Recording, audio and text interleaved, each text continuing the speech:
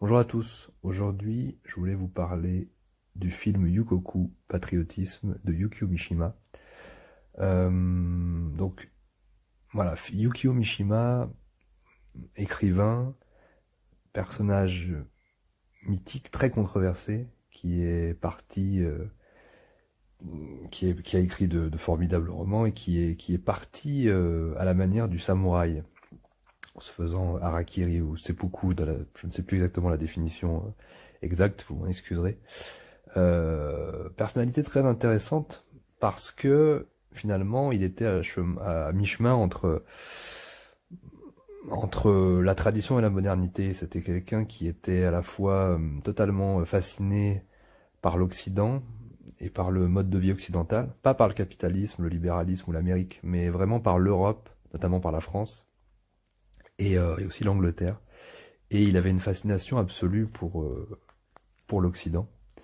Et en même temps, il avait aussi une fascination absolue pour le Japon, sa tradition et évidemment le code du samouraï. Moi, il y a un livre de lui qui est quasiment ma bible, c'est le livre donc le Japon moderne et l'éthique samouraï, qui peut paraître probablement très contradictoire à travers ses choix de vie et la manière dont il vivait. C'est effectivement quelqu'un qui vivait de manière très occidentale, dans une maison à l'occidentale, mais en même temps qui avait un rapport très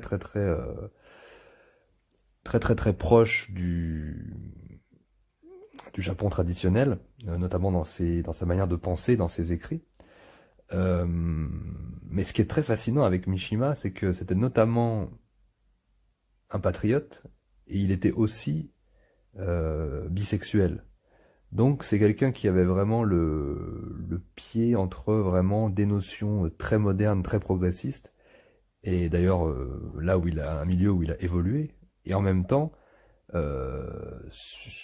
suite à toute cette vie vraiment d'opulence qu'il a eue avec le progressisme, avec ce genre de mode de vie, il en a été dégoûté et il est finalement revenu. Il a eu un côté un peu réactionnaire, il a eu une réaction épidermique, parce que je pense qu'il a compris beaucoup de choses derrière tout ça.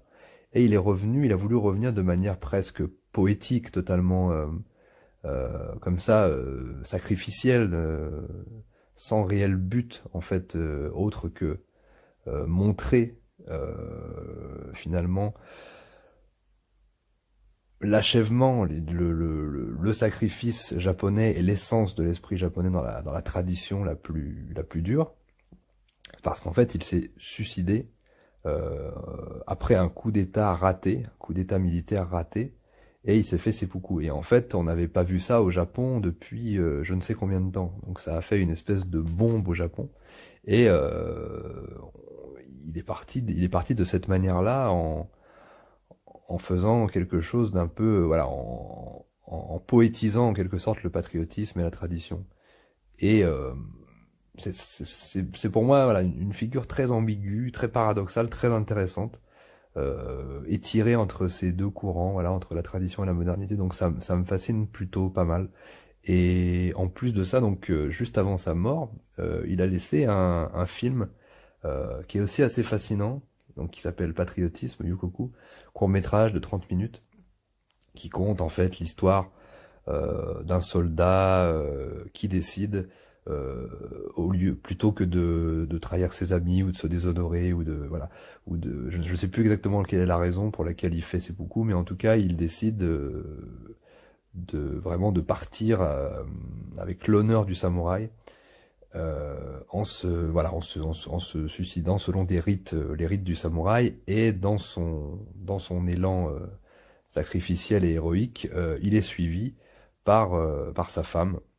Donc c'est et voilà, et ça nous montre de manière très poétique, très belle, très violente, aussi très dure, et aussi parfois avec une dimension narcissique évidemment de sa part, parce il était profondément attaché à à la culture grecque, à la mythologie grecque et au statut à la dimension, on va dire, représentative des héros grecs.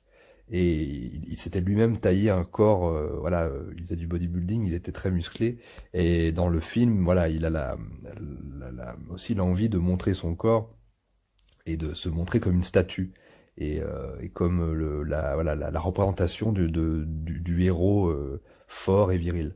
Donc c'est plein de thèmes comme ça qui sont mis dans ce documentaire, dans ce court-métrage qui est assez fascinant, et où effectivement c'est la description de tout le rite depuis l'arrivée chez lui, où il décide de faire seppuku, donc il écrit à sa femme, et sa femme lui dit bah, je te suivrai dans la mort, et il y a tout, voilà, il y a à peu près 3 actes avec son arrivée, son suicide, et ensuite sa femme qui le suit dans la mort.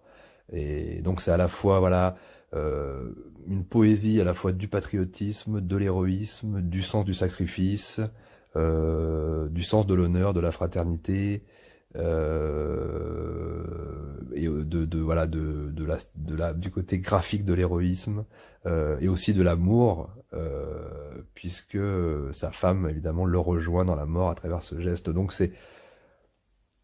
je pense que Mishima a voulu, à travers cette espèce de... Parce que finalement, ce film est une prédiction, puisque ça va vraiment se passer comme ça, il va vraiment mourir de cette façon-là. Et je pense que ce qu'il a voulu laisser, c'est un dernier petit témoignage morbide et à la fois magnifique, finalement,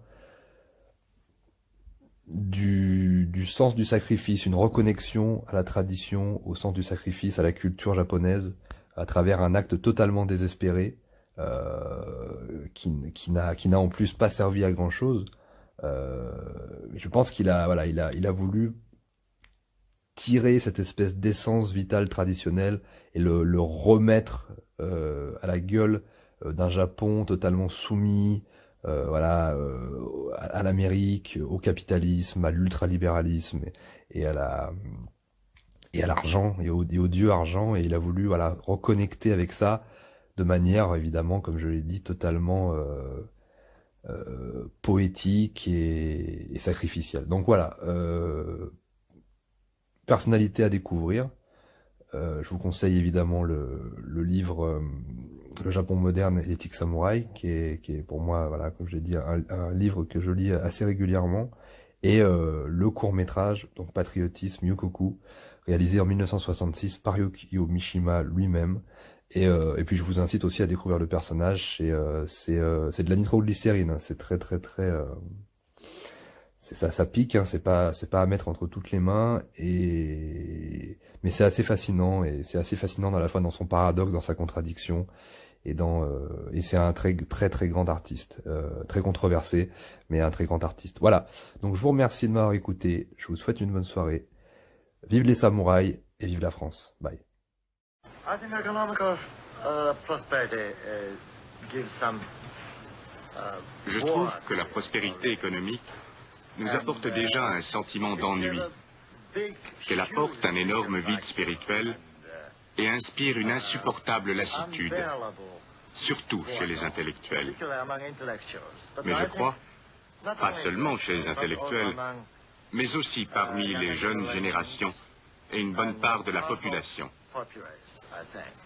Je crois qu'actuellement, nous sommes toujours insatisfaits, jamais contents, et nous ne pouvons faire confiance à une telle prospérité économique. Nous héritons de la tradition des samouraïs qui vivaient pour l'honneur et le spirituel, et qui, vous savez, méprisaient l'argent. Yukio Mishima était interviewé en tant que représentant de cette jeunesse japonaise. They're living at just present moment, and they never think about futures. They never think about past, and they're always jumping and jumping from moment to moment. You see. Well, do you think they're going to find a purpose? I hope so, and it is also my program, my own program.